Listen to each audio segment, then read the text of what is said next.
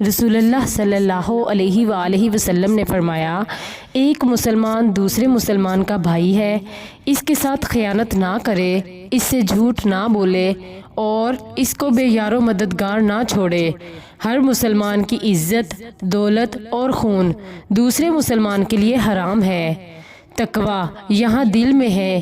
ایک شخص کے برا ہونے کے لیے یہی کافی ہے کہ وہ اپنے کسی مسلمان بھائی کو حقیر اور کمتر سمجھے۔ وضاحت: اس حدیث میں مسلمانوں کی عزت و آبرو اور جان اور مال کی حفاظت کرنے کی تاکید کے ساتھ ساتھ ایک اہم بات یہ بتائی گئی ہے کہ تقویٰ کا معاملہ انسان کا اندرونی معاملہ ہے، اس کا تعلق دل سے ہے، اس کا حال اللہ کے علاوہ کوئی نہیں جان سکتا۔ اس لیے دوسرے مسلمانوں کو حقیر سمجھتے ہوئے اپنے بارے میں قطعاً یہ گمان نہیں کرنا چاہیے کہ میں زہد و تقویٰ کے اونچے مقام پر فائز ہوں، کیونکہ اس کا صحیح علم اللہ کے سوا کسی کو نہیں ہے۔ سنن ترمذی حدیث نمبر 1927۔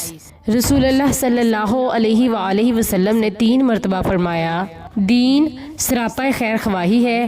لوگوں نے پوچھا، اللہ کے رسول صلی اللہ علیہ وآلہ وسلم کس کے لیے؟ فرمایا، اللہ کے لیے، اس کی کتاب کے لیے، مسلمانوں کے ائمہ یعنی حکمرانوں اور عام مسلمانوں کے لیے۔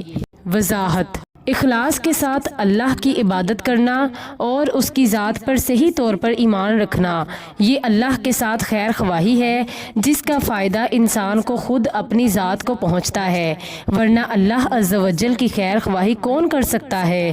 اس کا دوسرا معنی یہ بھی ہے کہ نصیحت اور خیر خواہی کا حق اللہ کے لیے ہے جو وہ اپنی مخلوق سے کرتا ہے، اور اس کی کتاب یعنی قرآن کے ساتھ خیر خواہی کے احکام پر عمل کرنا ہے، اس میں غور و فکر اور تدبر کرنا، اس کی تعلیمات کو پھیلانا، اس میں تحریف سے بچنا، اس کی تصدیق کرنے کے ساتھ اس کی تلاوت کا التزام کرنا ہے۔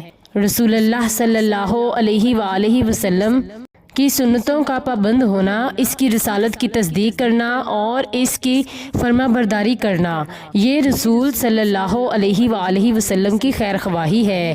مسلمان حکمران اور ائمہ کی خیر خواہی یہ ہے، غیر معصیت میں ان کی اعانت اور اطاعت کی جائے، سیدھے راستے سے انحراف کرنے کی صورت میں ان کے خلاف خروج و بغاوت سے گریز کرتے ہوئے انہیں معروف کا حکم دیا جائے، سوائے اس کے کہ ان سے صریحاً کفر کا اظہار ہو تو ایسی صورت میں ترک اعانت ضروری ہے۔